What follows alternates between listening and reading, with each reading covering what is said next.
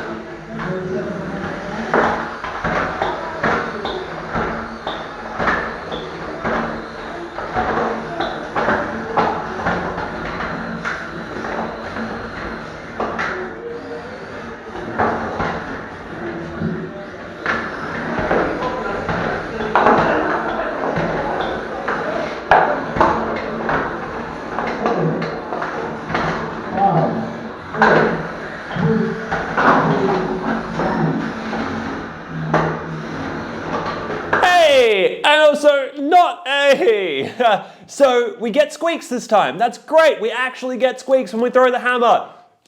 Yes, it took so much work to get that to actually happen, but I'm so glad it does. I might change the hammer up in future builds of this robot because I have a feeling a lighter hammer is going to swing faster and squeak better. That's a whole discussion for another time, especially as we have another problem, which is that the weight of the hammer was causing the robot to wheelie like crazy. So I was having all sorts of control issues that fight, and it was all I could do to keep the front of the robot down on the ground and keep squared up to him at the same time, because trying to do both of those things was almost impossible. And also have the hammer back, I guess, because if I had the hammer forwards, we wouldn't have had that many issues with like raising up as we tried to drive, but it does also mean that the hammer is forwards and we can't do anything with the hammer when the hammer is forwards. And because of the way everything was, swinging the hammer back raised the front of the robot up. So you couldn't really like drive and then raise the hammer because that just made everything worse. So I just spent the entire fight attempting to basically keep pointed at him. And to give the driver of the robot some credit, they were fairly new, or are fairly new into the combat robot scene, and did a pretty good job of keeping their robot squared up to me and taking advantage of when I got raised up off the floor like that. Bit silly of my design here, I did not think about that. And for those of you playing along at home, this is 2 robots out of the 3 that I took that had issues wheeling when the weapon was in the backwards position. So yeah, it's a lesson I needed to learn twice at this particular event. And in this case, what we did is we took a tiny little foot that belongs to Low Jinx and just glued it to the back of Squeak here, so that when Squeak throws the hammer backwards, it no longer wheelies fully, it actually now jumps, which was really kind of cool. It does a little like Mario hop, I think. And I quite like that, to be perfectly honest. It's very, very cool. So with that issue maybe fixed, let's take a look at how effective this little foot actually is against BotBits Blue. Again, another lone bot, this time a flipper. 2, 1.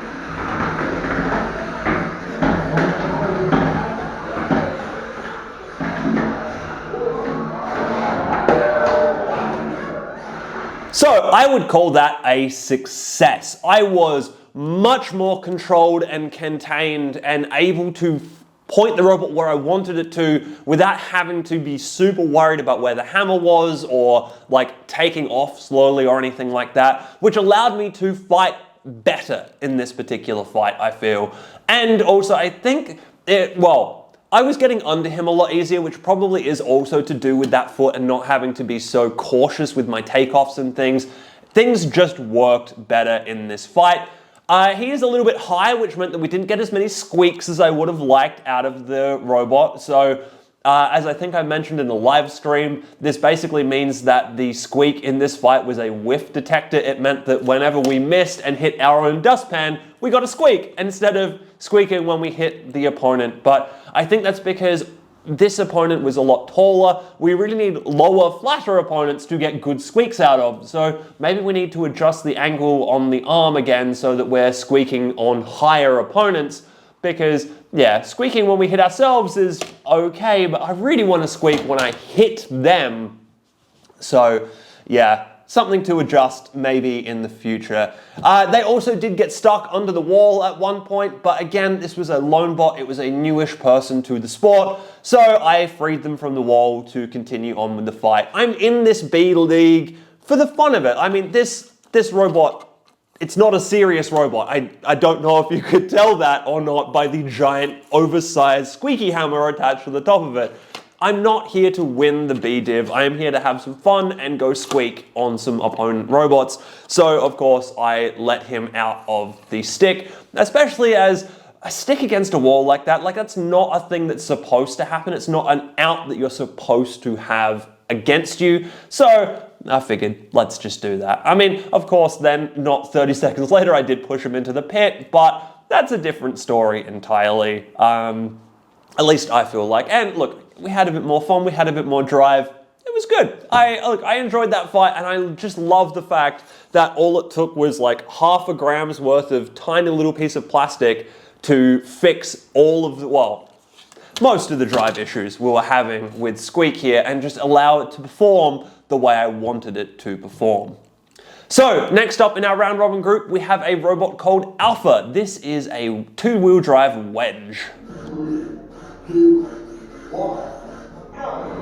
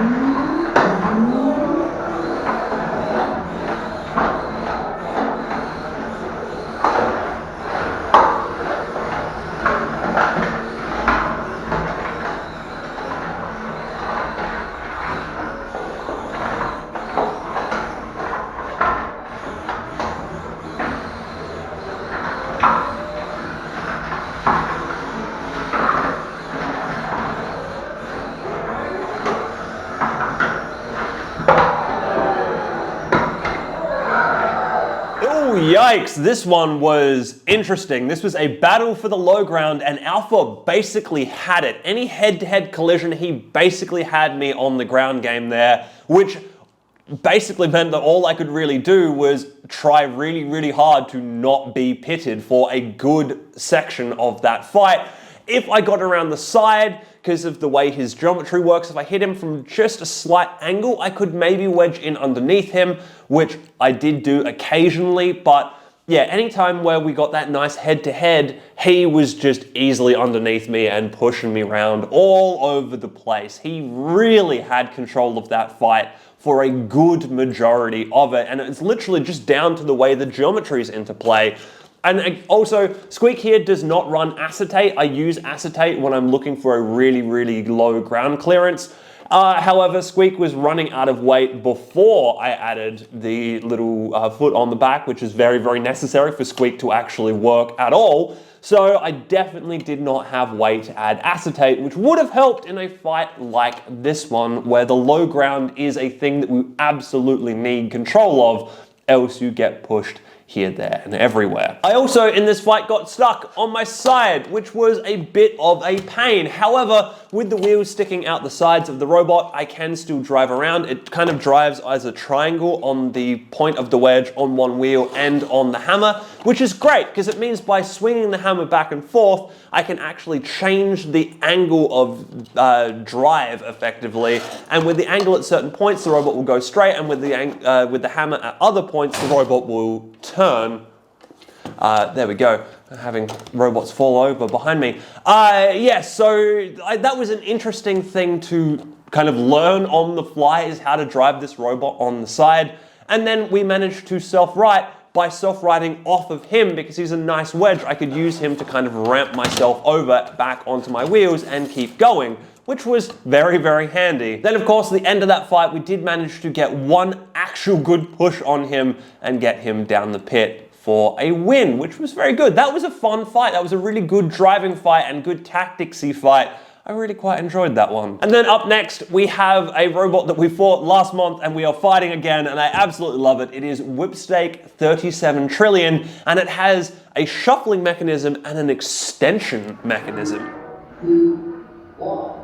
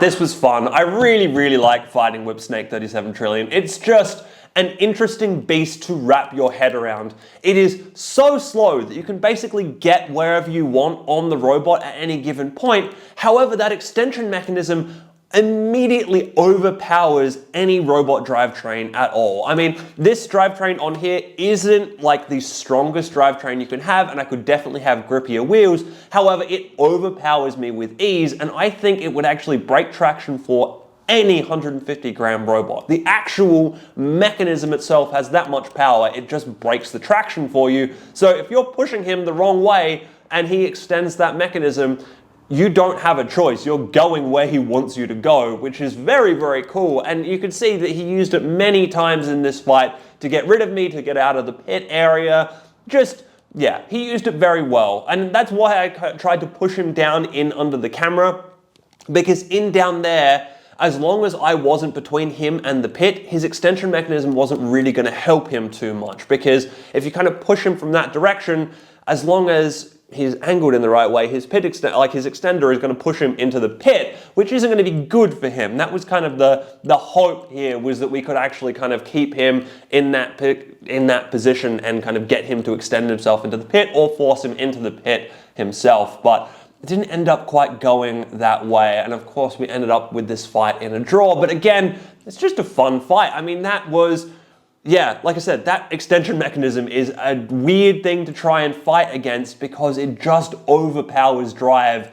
And of course, because Whipsnake is a shuffler and runs a shuffler mechanism and is a heavier robot, it just kind of plants itself when it does the extension. So it just has a good reach and a good, it's a good weapon. I like it, and I like fighting it. The only downside to fighting Whipsnake, especially with the current configuration, is that because, again, it is a tall robot, we don't get as many squeaks when we slam into it, but that's fine. Like I said, we'll probably do another version of this where we do get squeaks when we slam into Whipsnake, because that is what I want. I want a squeak when I slam into Whipsnake. Anyway, that is the 4 fights for our round robin done, and we are at 2 wins and 2 draws, which is a pretty good record and definitely enough to make it through into the finals. And our first fight up here in the finals is against Cheekybot, a team we haven't seen around in a little while, so it's really good to see them back. They are a 2-wheel drive wedge. 3, 2, 1.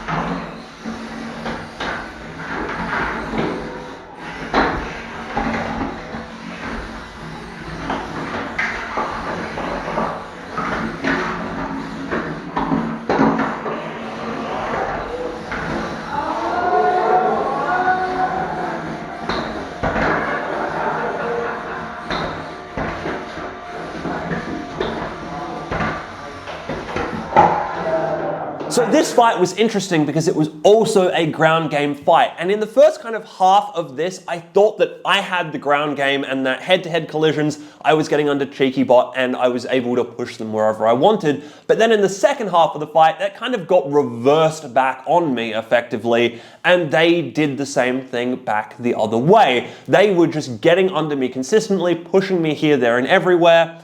I mean, the other good thing about Cheekybot is that being a lower robot, we actually get the squeaks off of Cheekybot. So in the first half, when I had control, I was getting good squeaks, which is what I love to see in a fight like this. But yeah, then in the second half, they just had me on the ropes. They really, really good driving from them in the second half, taking full advantage of having that low ground. I have no idea how that changed or why that changed, but it did. And they did a very, very good job with that.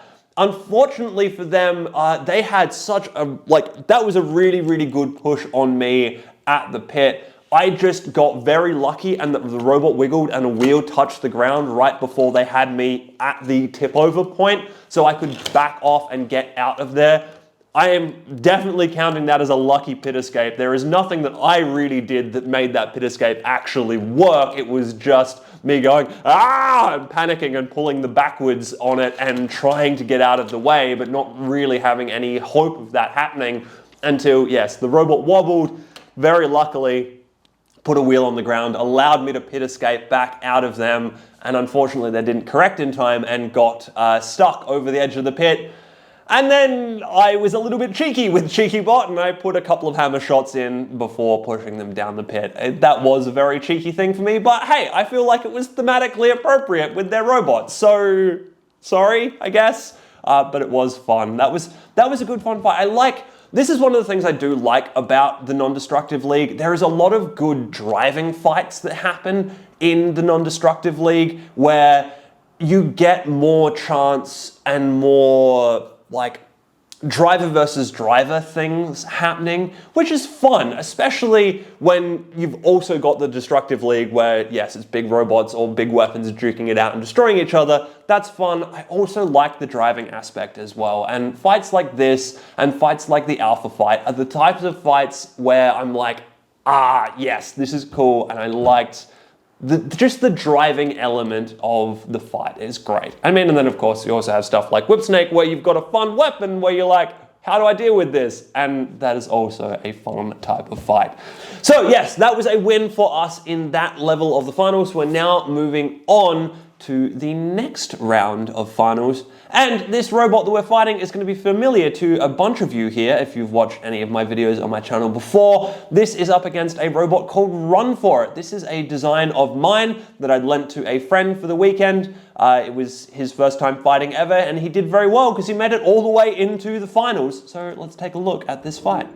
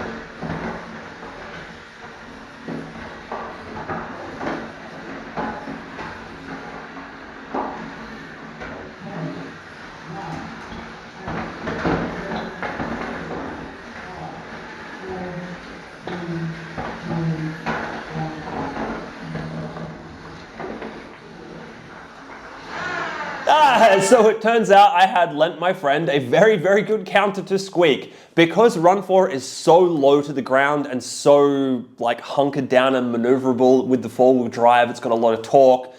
He could push me around basically wherever he wanted to for this fight, and there was a lot of this fight where I was up on the wedge and being shoved around all over the place. I did still get back at him from time to time and throw the hammer down as much as I possibly could, because this being the finals now, there is no draws. Fights have to be declared by a judge's decision if they go the full 3 minutes, which this one did, and we'll talk about that in just a minute here. But that was why I was firing the hammer so often, is because aggression and that kind of category for the judges is done on how often you're using your weapon and how effectively you're using your weapon. So the fact that because Run For It has a flipper and it's very hard to flip this robot in its current state, and he was firing the flipper and it wasn't really doing too much to me, especially when he was firing the flipper when I was too far or too low on the wedge, and he was just kind of tapping me with it. That's not what the weapon is for. It's not really doing anything in that particular instance. Having said that, Squeak obviously not really doing a whole lot with its hammer blows as well, but at least they are designed to be a hammer blow, so they count in the aggression category. And yeah, so there was an unstick there in the middle of that fight. That was not an unstick on our side, it was an unstick on the other side of the arena. So they had to get unstuck, and so while that was happening, we had to just pause and wait for that unstick to happen. Yeah, and then there was, obviously, as mentioned, Run For It is a really good counter against a dustpan. Like, it's because it's got so many wheels and it's so low to the ground, it's very hard to corral and do anything about. So he got me over to the pit more than I was getting him over to the pit, but neither of us went down, and it did go to the judges. And the judges in this particular case was just Chris, who runs the event, and he said it was a very, very close fight, which I think I agree with him on. And he gave it to me just, and I think it was basically on aggression points. So that is one thing that Squeak has going for it, is the fact that I enjoy throwing the hammer and making it squeak, and that is going to give me points in the eyes of the judges. Having said that, we are now on to the grand final. This is it. We are going to play for first or second, and just for those of you out there who are wondering, my friend driving Run For It did take Run For It on into the playoff for third place and win third place.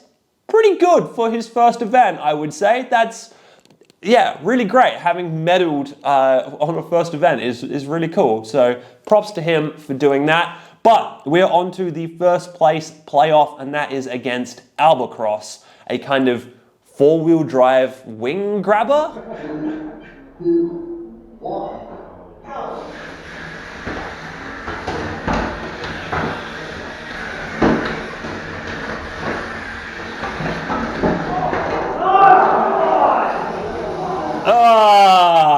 Okay, well look, you saw that, there's not much to say about that. I messed up, is what happened there. So we did get a nice second place for this particular event, but yes, that fight could have been a lot more, and it really wasn't, because yeah, he pushed me over towards the pit. I was in a prime position. I'd escaped out of his claws, and all I needed to do was back up, and I pushed forwards rather than pushing backwards. Look, sometimes these things happen, especially at the very end of an event where you've been running 3 robots and had issues with a couple of them. Slips and lapses in judgment and slips of the mind do happen, so that is what happened there. So yeah, second place, congratulations to Albacross. I really, really wanted that to be a longer fight because I like fighting Albacross, and also they're quite low, so we would have got some good squeaks in, but that is what it is. To wrap this video up, we do have a rumble, which is a 5-minute fight with any B-grade robot that wanted to throw down. So let's take a look at that. 3, 2, 1, go!